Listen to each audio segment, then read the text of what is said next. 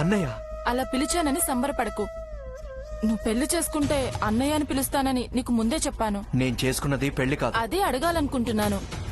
నువ్వు పెళ్లి చేసుకోవాలనుకున్నాను, అది కూడా దివ్యనే చేసుకుంటావనుకున్నాను. కానీ ఈ రకంగా చేసుకుంటావనుకోలేదు. ఈ విధంగా ఎవరైనా పెళ్లి చేసుకుంటారా? అసలు దీన్ని పెళ్ళంటారా? కాదనే కదా నేనంటుంది కూడా. తప్పన్నయ్యా. పెళ్లి అనేది ఆడపిల్ల జీవితంలో ఒక ముఖ్యమైన ఘట్టం. ఆ రోజు కోసం ఆడపిల్లలు ఎన్నో కలలు కంటారు, ఎన్నో ఆశలు పెంచుకుంటారు. అలాంటి ముఖ్యమైన ఘట్టాన్ని నువ్వు నాశనం చేశావు. ఒక ఆడపిల్ల కలల్ని ఆశల్ని తుంచేశావు. నేనేం కావాలని చేయలేదు. ఆ క్షణం వాణ్ణి కాదనేసరికి కోపంలో చేశాను. ఆయన పైన కోపంతో చేశావా, లేక దివ్యపై ప్రేమతో చేశావా? ఆ అభి మీద పగతో చేశాను. ఇద్దరు మగాళ్ళు గొడవ పడి ఒక ఆడపిల్ల జీవితంతో ఆడుకుంటారా? వాడు నా చెల్లెల జీవితంతో ఆడుకోవాలనుకున్నాడు. నేను వాడి చెల్లెల జీవితంతో ఆడుకునొచ్చాను. అలా మాట్లాడడానికి సిగ్గనిపించట్లేదా అన్నయ్య? నా చెల్లెలకి అన్యాయం జరుగుతుంటే నేను చూస్తూ ఊరికే ఉండలేను. అందుకే వాడి చెల్లెలకి అన్యాయం జరిగితే ఎలా ఉంటుందో వాడికి చూపించొచ్చాను. కన్నుకు కన్ను పన్నుకు పన్ను అనుకోవడానికి మనమేం రాతియుగంలో లేము. కానీ వాడిది రాతి హృదయం. దానికి రాతితోనే సమాధానం చెప్పాలి. మరి దివ్యకేం సమాధానం చెప్తావు? తను చేసిన తప్పుకి వాడే తన చెల్లికి సమాధానం చెప్పుకోవాలి. దివ్య మెడలో తాళి కట్టింది నువ్వు. దివ్యకి రాఖీ కట్టిన ఆయన సమాధానం చెప్పాలా? ఆయన నీ చెల్లెల్ని పెళ్లి చేసుకోను అన్నాడని నీ కోపం వచ్చింది. ఆ కోపంతో నువ్వు ఆయన చెల్లెల్ని పెళ్లి చేసుకుని వచ్చావు. ఆయన నన్ను కాదనుకున్నాడని నువ్వు ఆయన చెల్లెల్ని కావాలనుకున్నావు. సమాధానం చెప్పాల్సింది ఎవరన్నయ్యా? నేనేం దివ్యని కావాలనుకోలేదు. నీ మనసులో ఆ ఉద్దేశం లేకపోతే నువ్వు తాళి కట్టావు. వాడిపై కోపం తప్ప నాకు దివ్యపై ఏ ఇది లేదు. ఏ ఇది లేకుండానే దివ్యని ఇంటికి తీసుకొచ్చావా? ఏ ఇది లేకుండానే ఆ ఇంటికి వచ్చావా? నేనేం తన కోసం రాలేదు, నీ కోసం వచ్చాను. కారణం లేకుండా ఏది జరగదన్నయ్యా. ఈ పెళ్లి ఆ దేవుడు చేసిందే అనుకో. నేనా దేవుణ్ణి నమ్మను. దేవుడే ఈ పెళ్లి చేశాడంటే అస్సలు నమ్మను. నేను నమ్ముతున్నాను. నువ్వు ఈ పెళ్లిని దివ్యని యాక్సెప్ట్ చేయాలి. నాకు వాడిపై పగ తప్ప దివ్యపై ప్రేమ లేదని చెప్తున్నాను కదా. ఆ పగను ప్రేమగా మార్చుకో. ఆ ప్రేమను దివ్యకు పంచు. దివ్య సంతోషంగా ఉండేలా చెయ్యన్నయ్యా. అది జరగని పని. నేను అడుగుతున్నానన్నయ్యా. నీ కోసం ఇంకేమైనా చేస్తాను శశి. ఇది నా వల్ల కాదు. ఇదే నీ ఆఖరి మాట? అవును. అయితే నా మాట కూడా విను. నువ్వు దివ్యను యాక్సెప్ట్ చేసే వరకు నేను టాబ్లెట్స్ వేసుకోను. అన్నం తినడం కాదు కదా, పచ్చి మంచినీళ్లు కూడా తాగను. ఆమరణ నిరాహార దీక్ష చేస్తున్నాను. శశి శశి శశి శశి శశి డోర్ తీ. శశి శశి నా మాట విను. డోర్ తీ అమ్మా. శశి శశి డోర్ తీ. టాబ్లెట్ వేసుకో. శశి నా మాట విను. శశి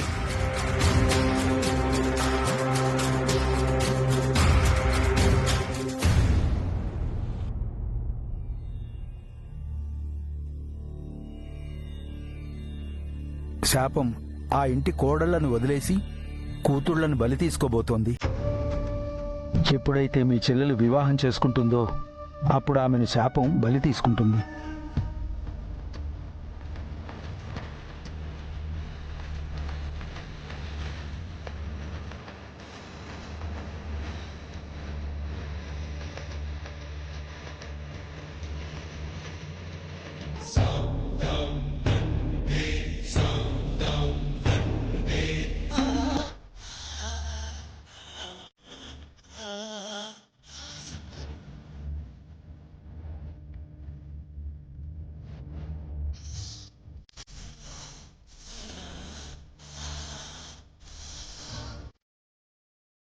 ఏందిగా ఉన్నట్టుండి పైకి లేచాడా? ఏం చేయబోతున్నాడబ్బా?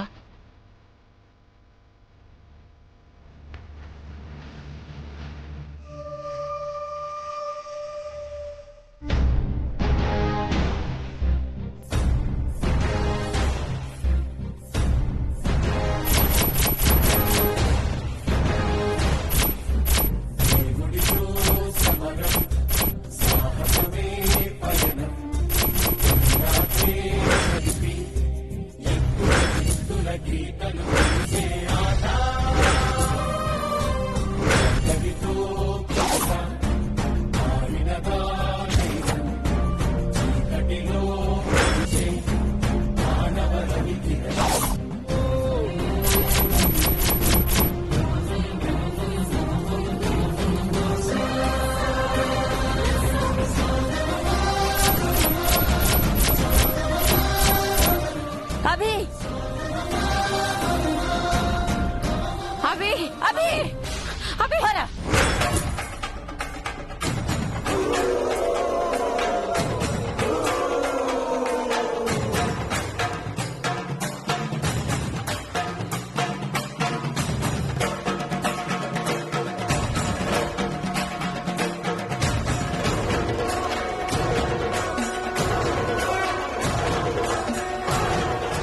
ఏం చేస్తున్నావురా? ఆ తాడుని తెంపేస్తున్నాను. అది తాడు కాదు, తాళి.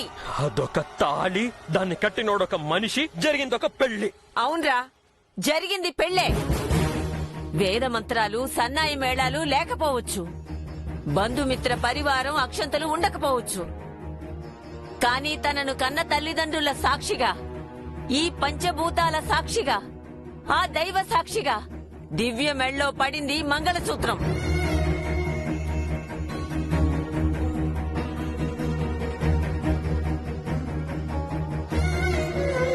దాని మెళ్ళో 3 ముళ్ళు పడి 3 ఘడియలు కాకముందే ఆ తాళిని తెంచి తనను విధవరాల్ని చేస్తావా? నీ చేత్తోనే నీ చెల్లెలి పసుపు కుంకుమలు తుడిపేస్తావా? అది తాళి కాదు జేజీ, ఊరి తాడు. ఇది నా ప్రమేయం లేకుండా, ఇష్టపడకుండా జరిగిన పెళ్లి. దీన్ని నేను అంగీకరించను. అంగీకరించకపోవడానికి నువ్వెవడవిరా? మనుషులు ఇష్టపడితేనే పెళ్లిళ్లు జరగవు, ఆ దేవుడు నిర్ణయిస్తేనే జరుగుతాయి.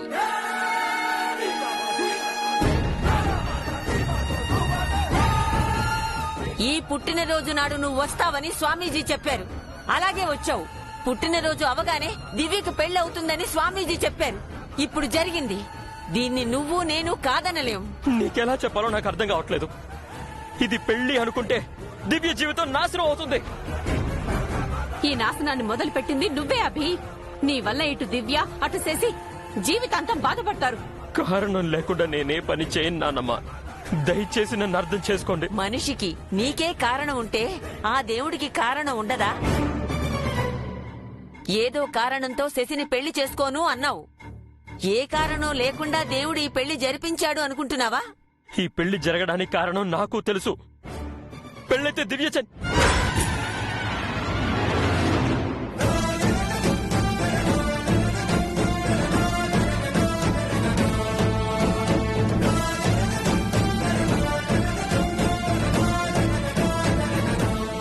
ఇష్టం లేని మనిషితో దివ్య బతకలేదు జేజీ.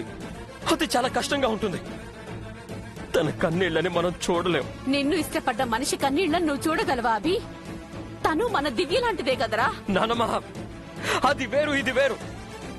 నేను పెళ్లి చేసుకోకపోతే శశి కొన్నాళ్లే బాధపడుతుంది, కానీ తను పెళ్లి చేసుకుంటే దివ్య దివ్య మీకెలా చెప్పాలి?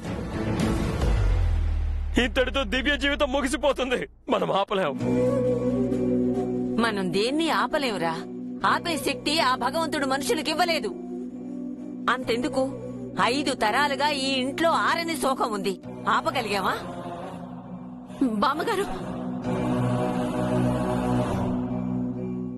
ఆవేశపడకండి. మన చేతుల్లో ఏమీ లేదురా. జరిగింది అంగీకరించాలి, జరగబోయేదానికి ఆలోచించాలి. దివ్యకు పెళ్లి అయిపోయింది. దానికివ్వాల్సిన కట్న కానుకలు, పెట్టాల్సిన చీర సారెలు అన్నీ ఇచ్చి అప్పగింతలతో తనని అత్తవారింటికి పంపించాలి. వద్దు జేజీ, వద్దు. నువ్వింకేం మాట్లాడు కవి. ఇందాకే పెద్దవాళ్ళన్న గౌరవం లేకుండా మాట్లాడావు. అయ్యో, అలివేలు మంగ తయారు జయసూర్యల కొడుకుగా, ఈ సూర్యదేవర వంశ వారసుడిగా నీ నుంచి మేము అలాంటి ప్రవర్తనని ఆశించడం లేదు. జేజీ చెప్పింది విను, దివ్య పెళ్లిని అంగీకరించు. ఇంకా మాట్లాడితే దివ్య మీద ఒట్టే. రేపు తెల్లవారగానే జరగాల్సిన పనులు చూద్దాం. ఎవరి గదికి వాళ్లు వెళ్లి విశ్రాంతి తీసుకోండి. ఆగండి జేజీ.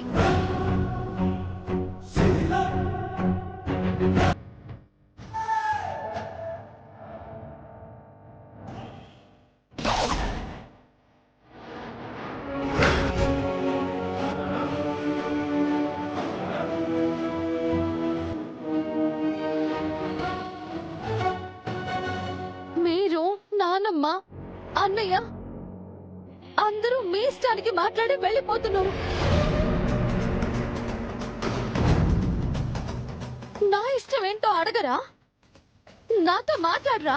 అంతా ముగిసిపోయాక ఇంకా ఏం మాట్లాడాలి? ఏం ముగిసిపోయింది జేజీ? నేను మౌనంగా ఉంటే అది నా అంగీకారం అనుకున్నారా?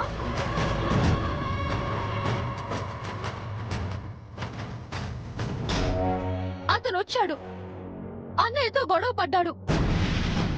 ఆ కోపంతో నా మెళ్ళు తాళి కట్టి అన్నయ్యకి శిక్ష వేశానని చెప్పి వెళ్ళిపోయాడు. దీన్ని మీరు సమర్థిస్తున్నారు, అంతేనా? సమర్థించక ఏం చేయమంటావే? దీన్ని ఒక సమస్యలా చూడమంటావా? అయితే ఇది పరిష్కారమా? అలా అనుకునే అంగీకరించాలి. ఎందుకు అంగీకరించాలి? అసలు అతనంటే నాకు ఇష్టం లేదు, ప్రేమ లేదు, అసలు ఇది లేదు.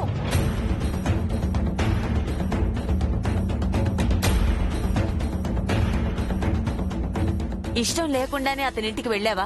ఇష్టం లేకుండానే ఆ ఇంట్లో 2 రోజులున్నావా? ఇష్టం లేకుండానే అతన్ని ఇంటికి పిలిచావా? నీకేదీ తెలియకుండానే ఇదంతా జరిగిందా? అదంతా శశి కోసం చేశాను. కాదు, ఇది శశి కోసం జరగలేదు. నీ కోసం దేవుడు జరిపించాడు. దేవుడే ఇదంతా నడిపించాడు.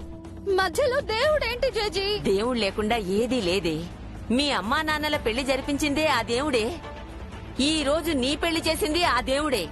ఆ దేవుణ్ణి కాదని ఏమీ చేయలేము. తర్వాత జరగబోయే మీ అన్నయ్య పెళ్లి గురించైనా ఆలోచిస్తానేమో గాని జరిగిపోయిన నీ పెళ్లి గురించి ఇక ఆలోచించాల్సిన అవసరం లేదు. నా మీద నీకు ఏమాత్రం గౌరవం ఉన్నా రేపటికి సిద్ధంగా ఉండు.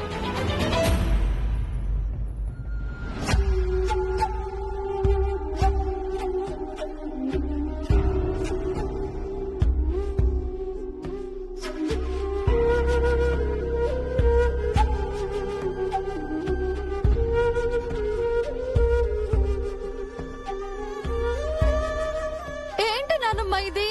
విధి దివ్య, ఆ రోజు కూడా ఇంతే. మీ అమ్మ మీ నాన్నతో ఇష్టపడి తాళి కట్టించుకుంది అనుకున్నాం. నిత్య కోసం పెళ్లి చేసుకుందని తర్వాత తెలిసింది. కొన్నాళ్లకి మీ అమ్మ మీ నాన్నని ప్రేమించింది. ఇద్దరు సంతోషంగా ఉన్నారు. వారి ప్రేమకి ప్రతిరూపాలే నువ్వు, అభి. ఆ తల్లి తాళ్లే నీ మెళ్ళో పడింది. ఇది అదృష్టమో దురదృష్టమో నాకు తెలీదు, కానీ జేజీ చెప్పింది విను. ఇంతకు మించి నీకు వేరే దారి లేదు.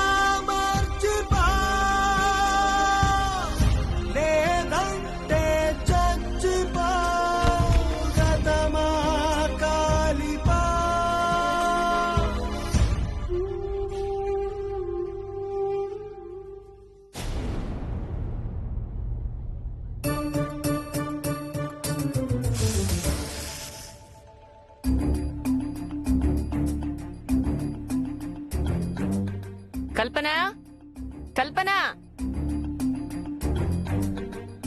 ఏర్పాట్లన్నీ చేశావా? అన్ని ఏర్పాట్లు చేశాను బామ్మగారు. ఏంటే ఏర్పాట్లన్నీ నువ్వు చేసావా చెల్లెమ్మా? ఉదయాన్నే 5:30కు నిద్ర లేపి అన్నయ్య అంటూ అన్ని పనులు నాతో చేయించావు.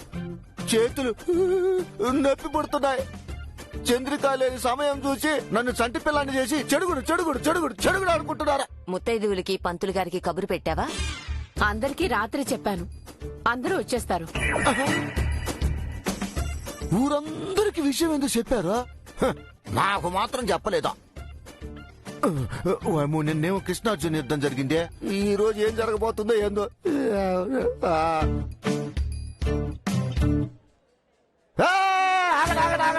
యాడికి పొలోని పోతుండ్రు ఇంకెక్కడికి ఈ ఇంట్లోకే ఎందుకు ఎందుకో మీకు తెలీదా? తెలిస్తే ఎందుకు అడుగుతాను అన్నయ్య గారు మనల్ని కావాలని ఆట పట్టిస్తున్నారు. ఇచ్చేదిరామా వేదవ జీవితం. ఒక్కరు కూడా బావా అని అనలేదో. అది సరేగానే ఈ ఇంట్లో ఏం జరగబోతుందబ్బా? పూజకు కావలసిన సామాగ్రి అంతా తెప్పించావా? అంతా సిద్ధంగా ఉంది బామ్మగారు.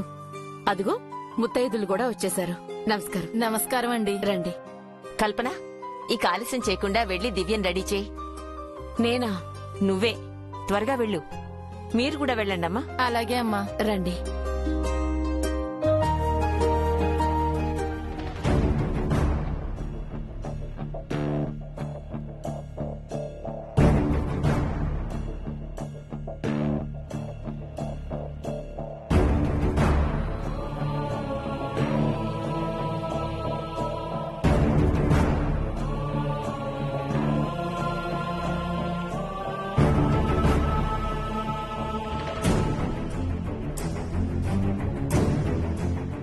తర్వాత జరగబోయే మీ అన్నయ్య పెళ్లి గురించైనా ఆలోచిస్తానేమో గాని జరిగిపోయిన నీ పెళ్లి గురించి ఇక ఆలోచించాల్సిన అవసరం లేదు.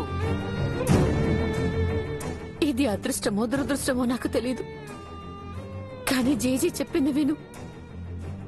ఇంతకు మించి నీకు వేరే దారి లేదు.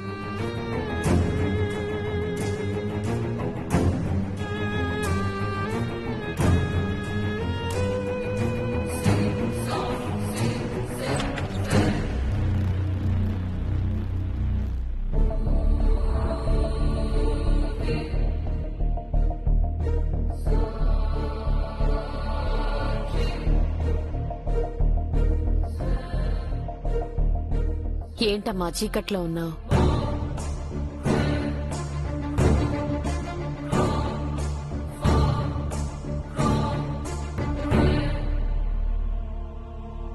రండి.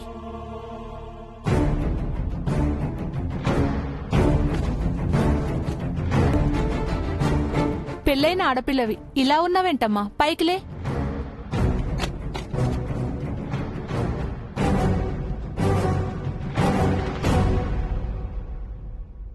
నాన్నమ్మా, ఎవరు వెళ్ళు? వ్రతానికొచ్చిన ముత్తైదువులమ్మా నిన్ను రెడీ చేయడానికొచ్చారు. వ్రతమేంటి? సత్యనారాయణ స్వామి వ్రతం. పెళ్లైన వెంటనే వ్రతం చేయాలి. బామ్మగారు నిన్ను రెడీ చేయమన్నారు. త్వరగా రామ్మా, నీకు మంగళ స్నానం చేపించాలి. ఒక్క నిమిషం మీరంతా బయటకు వెళ్తారా ప్లీజ్? నేను నాన్నమ్మతో మాట్లాడాలి. మీరు బయటుండండి, అలాగే నేను అమ్మా. తీసుకొస్తాను.